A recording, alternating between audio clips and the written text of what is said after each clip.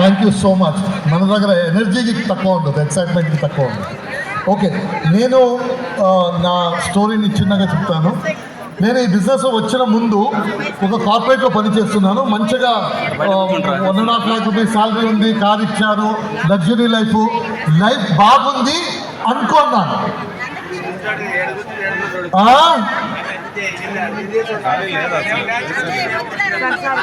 ఏం చెప్తున్నావు బంగారు, నేను తర్వాత మాట్లాడతాను. ఓకే, సార్ ఏమో చెప్తున్నారు. ఓకే, నేను కార్పొరేట్లో పని చేయనప్పుడు నేను లైఫ్ బాగుంది అనుకున్నాను. ఒకరోజు కూర్చొని నా ఇన్కమ్ ఎంత, నా ఖర్చులు ఎంత, ఆ రోజుది నా ఇన్కమ్ 2 years తర్వాత ఎంత అవుతుంది, 2 years తర్వాత ఖర్చులు ఎంత అవుతుంది, 5 years తర్వాత నా ఇన్కమ్ ఏముంటుంది, ఖర్చులు ఏముంటుంది రాసుకొని వెళ్తే ఖర్చులు పైన వెళ్తుంది. ఎవ్రీ ఇయర్ 2 yearsకి ఇలాగొస్తుంది, 5 yearsకి ఇలాగొస్తుంది, 10 yearsకి 15 yearsకి పైన వెళ్తుంది. పైన వెళ్ళిపోయింది ఖర్చులు. ఇన్కమ్ చూస్తే స్లోలీ పెరుగుతుంది. ఫైనలీ చూస్తే ఇన్కమ్ ఖర్చులు అక్కడే వెళ్ళింది, ఇన్కమ్ ఇక్కడే ఉంది.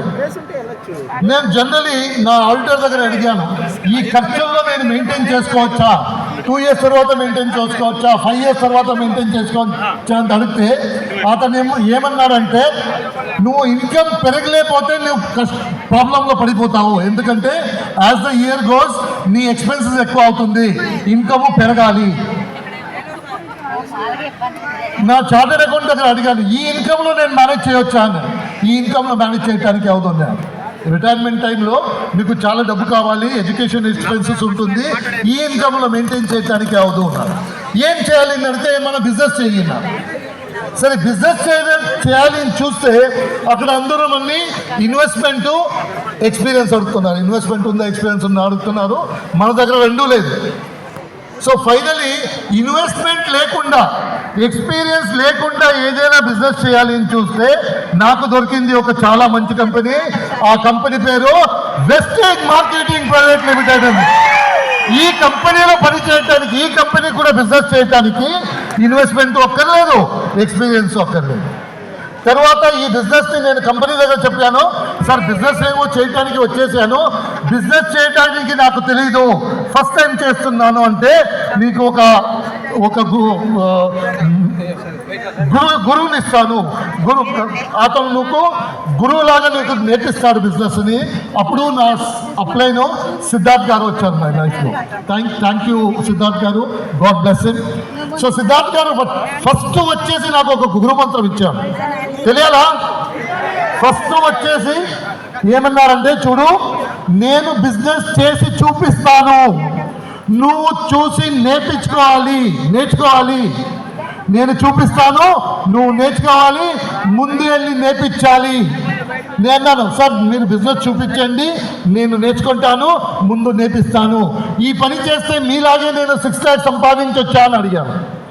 ఈ పని చేస్తే నువ్వు 6 lakhs ఆ టైంలో సిద్ధార్థ్ గారి ఇన్కమ్ 6 lakh rupees ఉంది, నువ్వు సంపాదించవచ్చు అని చెప్పిన తర్వాత అతను ఆ రోజు ఏం చెప్పాడో అలాగే ఈ బిజినెస్ని ఫస్ట్ నేర్చుకున్నాను, తర్వాత అభ్యాసం చేశాను, నేర్పించాను.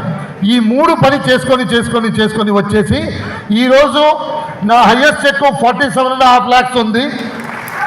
నా దగ్గర ఆడి కార్ ఉంది, ఎంజీ కార్ ఉంది, తర్వాత ఢిల్లీలో ఒక ఇంటి ఉంది, మైసూర్లో ఒక ఇంటి కొన్నాను. ఇదన్నీ చూసుకొని ముందు సిద్ధార్థ్ గారిది లీడర్షిప్లో ముందు వెళ్ళాలి అని చెప్పేసి నేను ఏమేమి నేర్చుకుంటున్నానో అదన్నీ మీ ముందు పెడుతున్నాను. నేను వేరే ట్రైనింగ్లో వేరే కలుపుతున్నప్పుడు నా ముందు పెడుతున్నాను.